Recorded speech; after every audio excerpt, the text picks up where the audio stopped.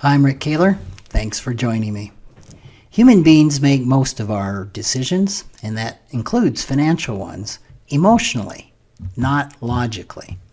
Unfortunately, too much of the time, our emotions lead us into financial choices that aren't really good for our financial well-being.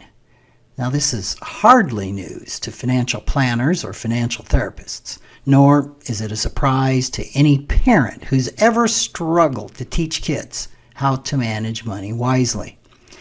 Yet many of the economic models and theories related to investing are based on assumptions that when it comes to money, people act rationally and in their own best interests.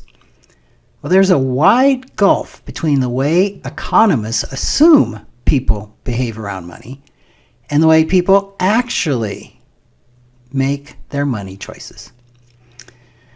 Now, this doesn't encourage financial advisors to rely on what economists say about financial patterns, trends, and what to expect from markets or consumers. It's significant then that the 2017 Nobel Prize in Economics went to Dr. Richard Thaler, who's a professor of behavioral science and economics at the University of Chicago Booth School of Business. Dr. Thaler's work is focused on the differences between logical economic assumptions and real-world human behavior. His research not only demonstrates that people behave emotionally when it comes to money, it also shows that in many ways our irrational economic behavior is totally predictable.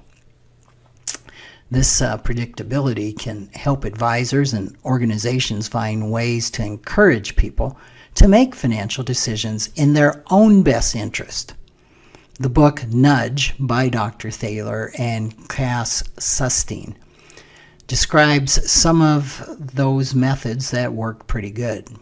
One example that comes to mind is making participation the default option for company retirement programs like 401ks. Employees are free to opt out, of course, but they need to actively choose to do so. A second example is the Save More Tomorrow plan, which offers employees the option of automatically increasing their savings whenever they receive raises. Both of these examples rely on a predictable behavior, human inertia. Most of us tend to postpone, ignore, or forget to take action, even when that action would be good for us. So if a system's set up so not taking action leaves us with the choice that serves us better, we are then nudged toward helping ourselves toward a healthier financial future. As one of the pioneers in integrating the emotional aspect of money behavior into the practice of financial planning, I've long since come to understand that managing money is about much more than numbers. The world of investing may seem to be cold and calculating, but it's actually driven by emotion. I'm familiar with the work of researchers who have demonstrated that some 90% of all financial decisions are made emotionally rather than logically.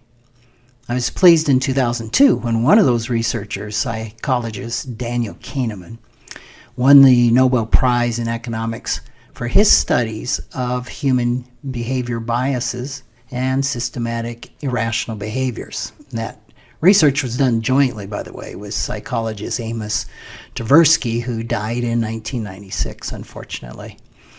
I'm even more pleased to see the Economics Nobel Prize go to a behavioral researcher this year for the second time. Maybe the realm of economics is beginning to integrate the untidy realities of human emotions into its theories.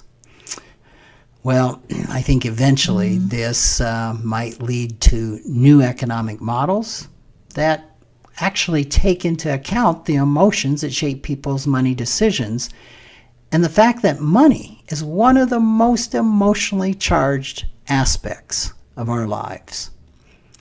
Perhaps economists are beginning to appreciate the truth of the statement Dr. Thaler made at a news conference just after his prize was announced.